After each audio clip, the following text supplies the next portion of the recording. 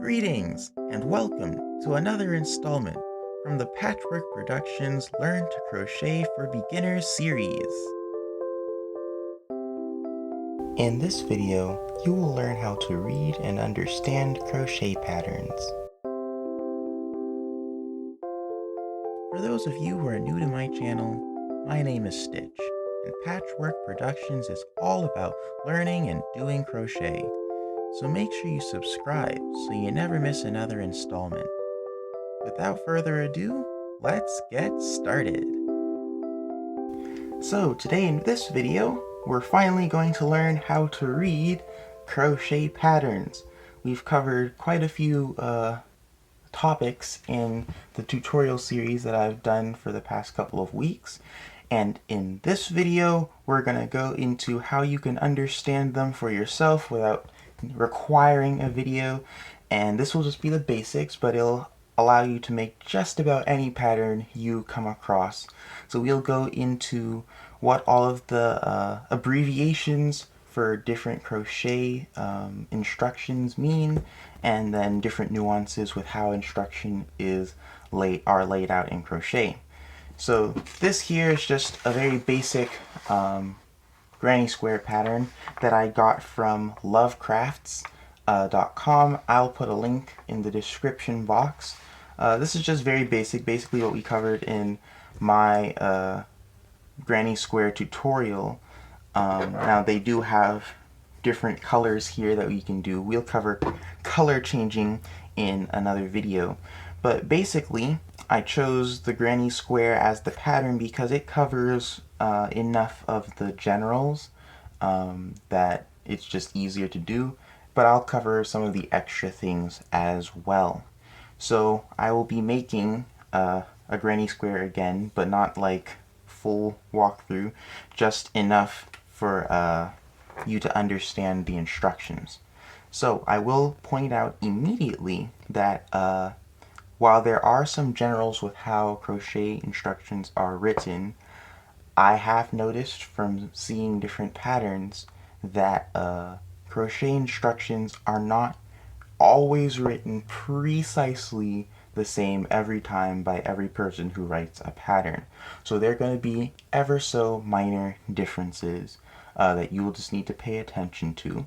Also, you'll need to be aware of where the pattern is from in terms of if it's English based or if it's American based or British or English based, however you want to say that. But that's because the stitches may mean something different. So here where it says double crochet, that could be the American double crochet, or that could be the British double crochet, which that would be the American version of the treble crochet. So just things that you want to pay attention to with the patterns. But for now, let's just jump straight into this. The first few sets of instructions that we're going to learn what their abbreviations are is the slip stitch and chaining. So here we can see that this is a slip stitch, and I'll just show this so you can see. So this here is a slip stitch. This is how it's abbreviated.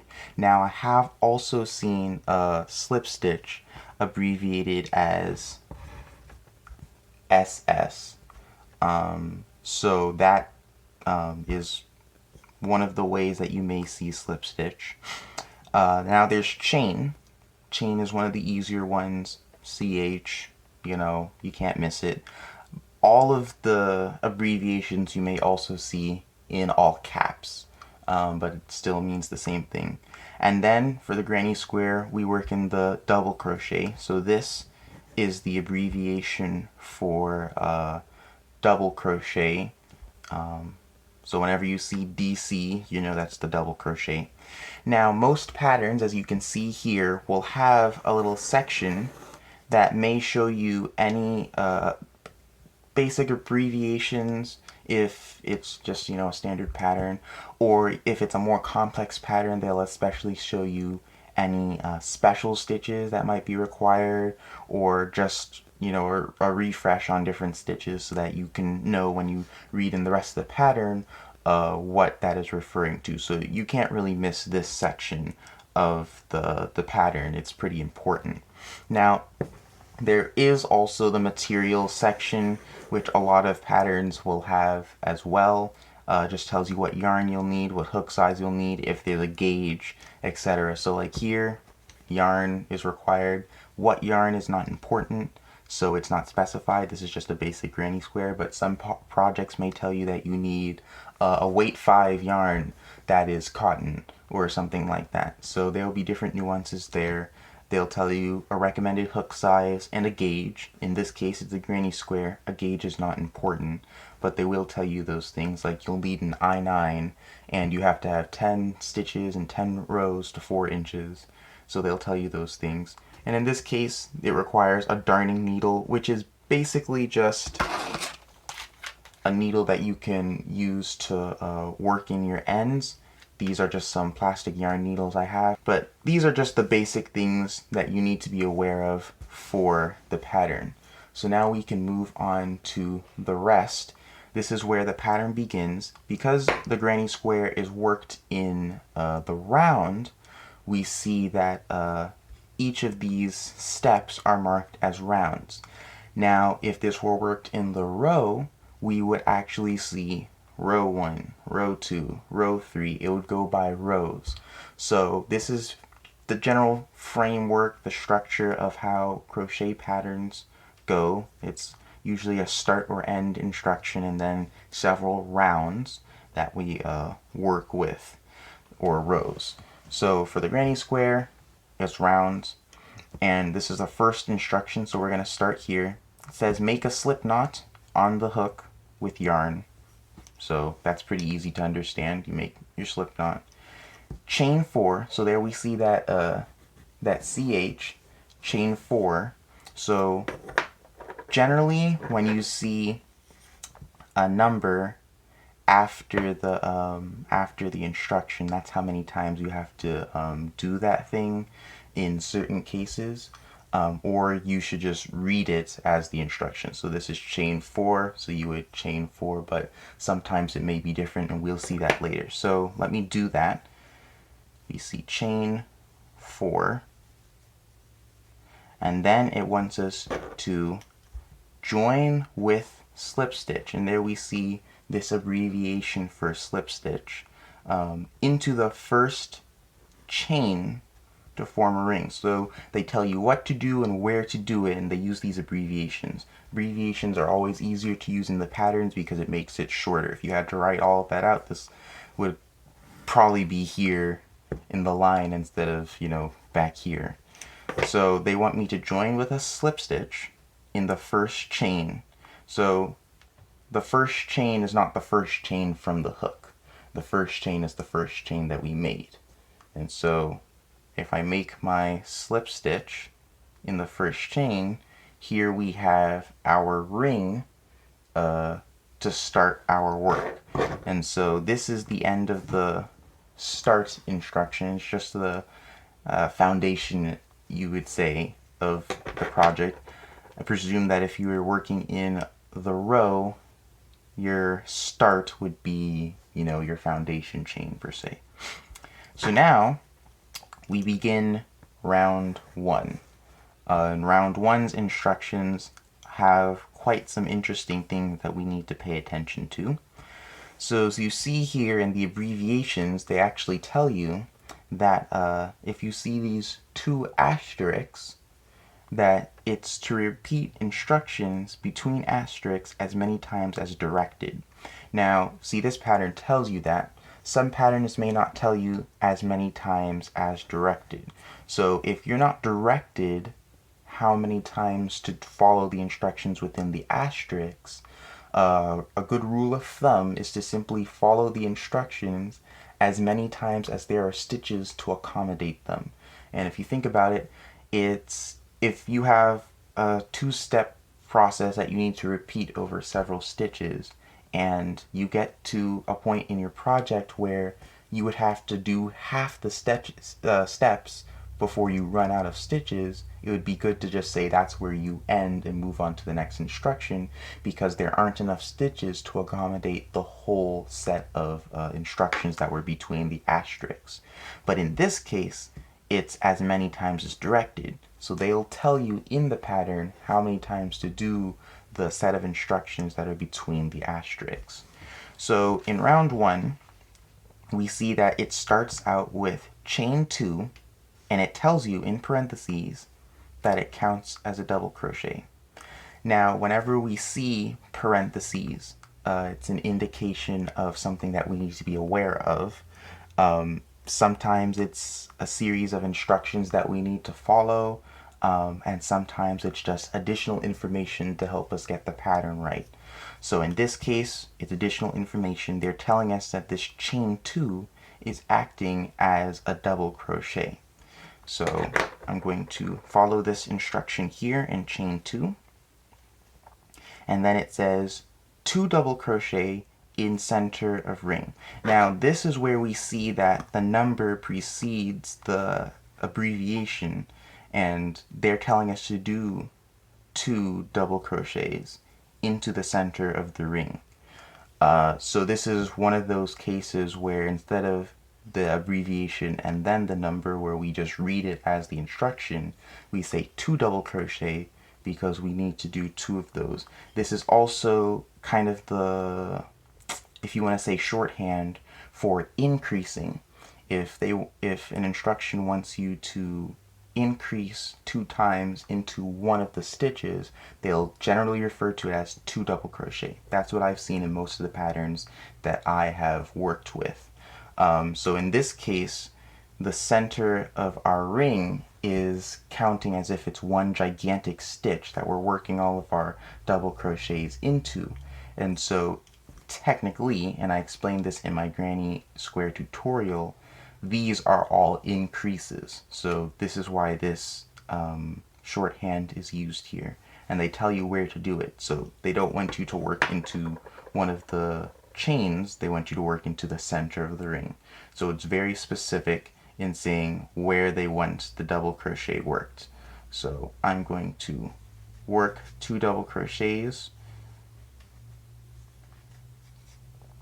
and then it tells you, after we've worked those 2 double crochets in the center ring, to chain 2. And then the parentheses again, it's giving you extra information that you need to be aware of.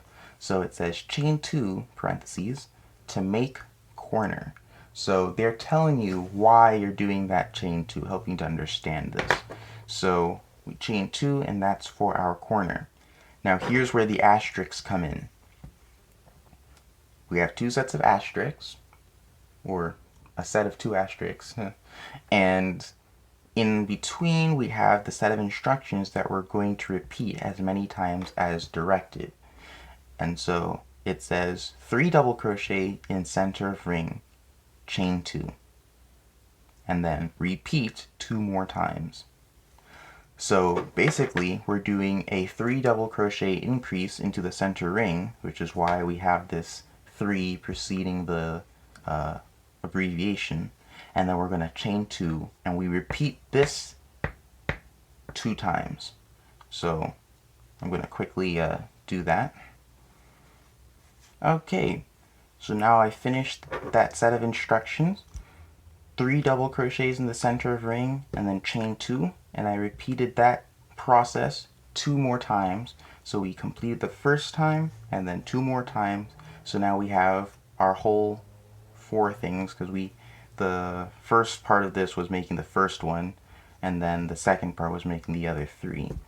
So now the rest of the instructions here tell us that they want us to slip stitch to the top of chain 2 and then to tie off. So that chain 2 that we made in the beginning, they want us to find the top of it, which is here for me, and slip stitch into it. Now I'm just going to go into the back loop. There. And so now they want us to tie off and turn work. And now they use the parentheses again to tell us, why this is going on here. it says prevents each corner of square from pulling left, so no blocking of work is needed at the end. So it's just an extra measure to prevent needing the need of blocking the granny square. It helps it structurally, so that's why they have told us to do this. So to tie off, we're just going to tie off is basically another way of saying fasten off in a way. So we're going to get our scissors, kind of snip that, and whoops, and there. So now we've tied that off.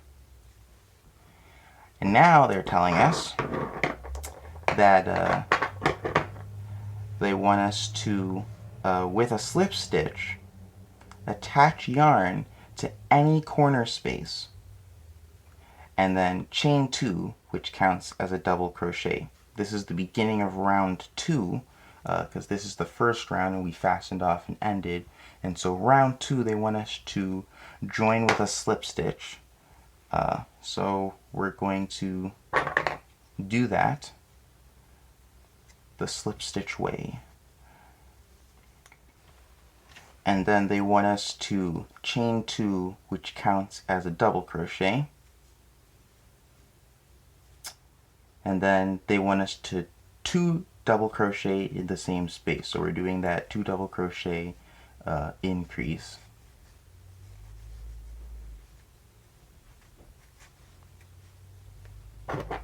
And now we're back to these asterisks here that they want us to do.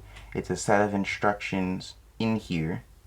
And so they tell us in these asterisks, chain 2, 3 double crochet in the same space, chain 1, 3 double crochet in the next space, and they want us to repeat this process 2 more times. So they want us to first chain 2, then they want us to 3 double crochet in the space, then they want us to chain 1, 3 double crochet in the next space, and then they want us to repeat this process 2 more times.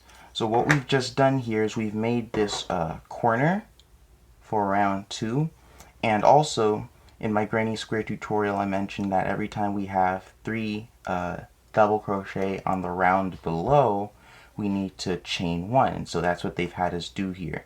We made 3 double crochets, chain 2, 3 double crochets, chained 1 because we had that space down here, this 3 double crochets, and then they want us to do this process multiple times. Now they call this here a corner space throughout the project. Another way of referring to this, and you may see this abbreviated as such, but it is, I'll just write it down here so you can see,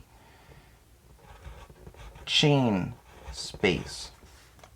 You'll probably see it abbreviated as CHSP. This is chain space. This is the abbreviation for space, and of course this is the abbreviation for chain. And so this here that we've chained 2 for the corner, that's a space, this is a chain, this is a chain space, because we're not working into the chain loops, we're working into the space. And so they're saying corner space here. Chain space is another way of referring to it. You may see it referred to as that, so just as a reference. But for now, I will continue the extra instructions here 2 more times for round 2 from the instructions that were in the asterisks. Okay, so I finished what was in the asterisks as many times as they instructed. Now the rest of the instructions are to just finish this little section here. So we're going to chain 2. They say 3 double crochet in the same space. So I'm going to do that. Then they want me to chain 1 and slip stitch in the top of the chain 2.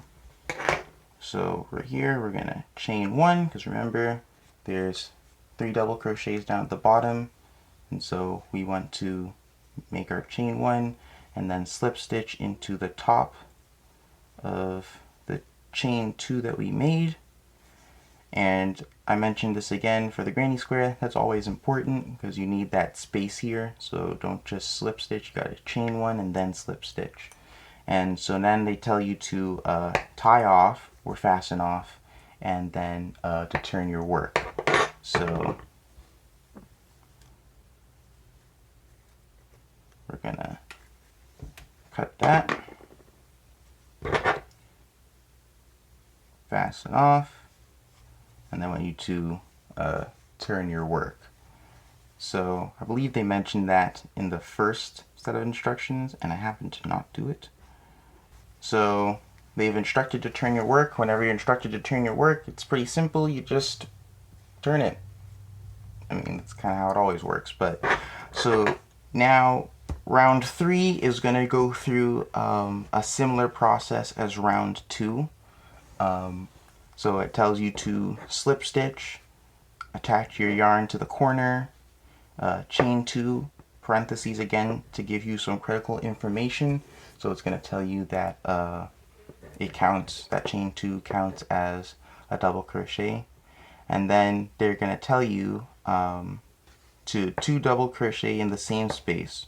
Then again, we have these asterisk instructions. So they tell you to chain 2, 3 double crochet in the same space, chain 1, 3 double crochet in the next space, and then chain 1 and 3 double crochet in the next space. And the reason why these instructions are now slightly different is because we have more spaces to deal with each round. And so after you make a corner, they want you to, you know, chain 1, do your 3 double crochet, chain 1, make your corner, chain 1, 3 double crochet. So they're going to tell you to do these things. They're going to tell you to tie off and turn your work again. Round 4, we go through a similar process, except of course more holes, more instructions, and so they're going to tell you to do certain things more times. And so this is just an easy way to demonstrate how crochet patterns work. Now, there are a few other things you may run into, so I'm just going to show you here some common abbreviations that you'll run into. There is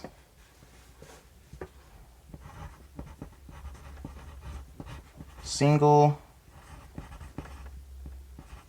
crochet, and my spacing is absolutely horrible, but this you'll see as SC, that's single crochet. Double crochet we saw as DC, don't think I have to mention that one. We have the half double crochet, and I'm sure you can imagine how this is abbreviated. This is abbreviated as HDC. So double crochet is DC, half double crochet is HDC. So treble crochet is TC. Treble, triple, interchangeable, that's how we have it. Now, just as a refresher, the British terminology is a little different. So the American single crochet is going to be the British double crochet, and I'll just write under here British, and I'm fairly certain you can't read that, but so single crochet is that. The British single crochet is going to be the American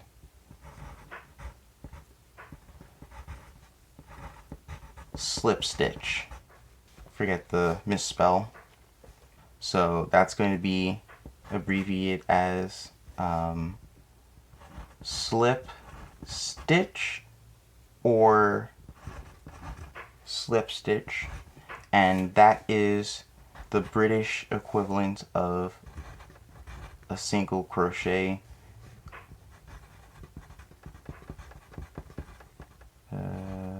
British.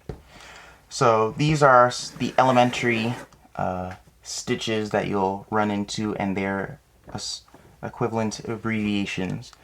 Now, there also be other things that you'll see. As I mentioned, if you see space, that's going to be SP. And so chain space is going to be CHSP. That's chain space. I was mentioning in my increasing and decreasing tutorial that the abbreviations for, let's say, a single crochet decrease is also known as a single crochet two together. That's abbreviated single crochet, the abbreviation for single crochet, two, and then together, which is TOG. So this is a key piece to remember. TOG, let me just write it over here. TOG is equivalent to together. And so you can have a double crochet two together. You can have a half double crochet two together, and so on and so forth. So these are some things you're going to want to keep track of. You may also run into something that looks like this. It's the abbreviation for skip. Now, to skip, I mentioned with a double decrease that you would skip a stitch and work the double crochet two together, for example, and that extra piece was skipped. Sometimes in a skip you will be chaining, and so they'll tell you to chain 3 times and then skip the next 3 stitches, or they'll just tell you to skip and then work into the next one. So I'll quickly work up a little example I can show you here. So I have a little example here that you can see. It's just single crochets, and for a skip, basically you may see an instruction that says chain 3, so you would chain 3, and then it says skip the next 3. So where you would have made these stitches, you have 1, 2, and 3, you would skip those. You wouldn't work into those, and you work into the 4th one. So I'd skip 3 and work into the 4th one. So there's an example like that, and now you have this little space here.